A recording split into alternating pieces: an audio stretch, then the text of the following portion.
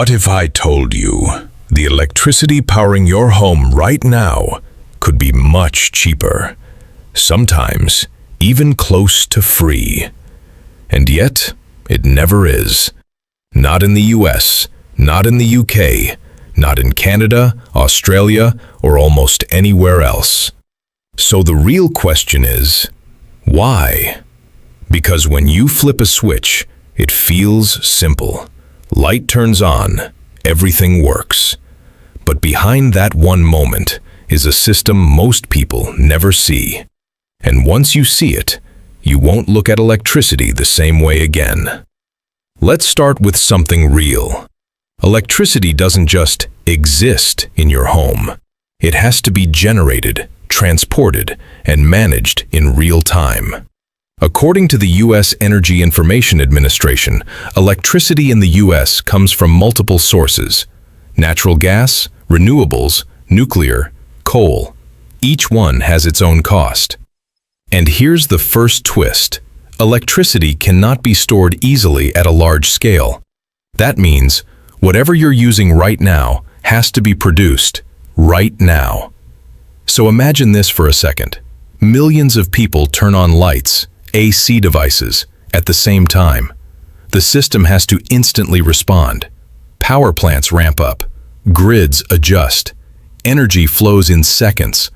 This isn't just supply, it's a constant balancing act. Now here's where it gets interesting. Even if energy could be generated cheaply, delivering it is not. Electricity travels through a massive network called the grid. Thousands of miles of wires, transformers, substations. All of this requires maintenance upgrades and constant monitoring.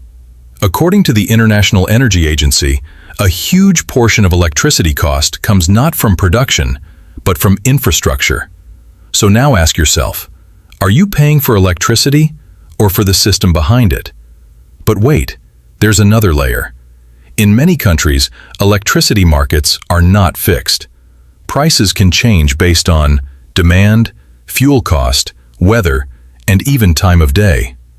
During peak hours, electricity becomes more expensive to produce.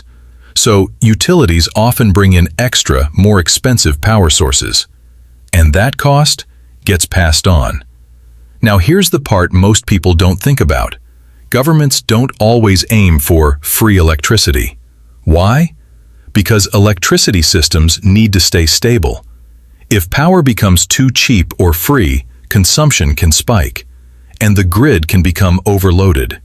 That's why pricing also works as a way to manage usage, not to control people, but to keep the system running. But here's the twist that changes everything. In some places, electricity is heavily subsidized, which means governments reduce the price for consumers.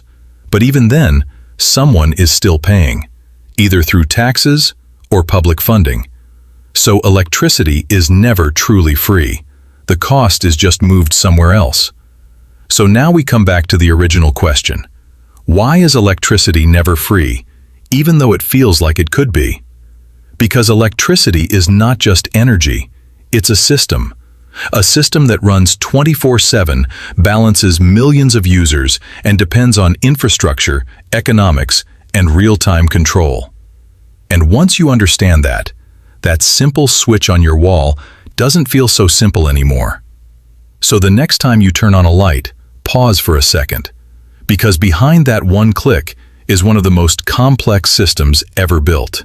If you enjoy understanding how everyday things really work, stay curious. Because sometimes, the most normal things in life have the most complex stories behind them.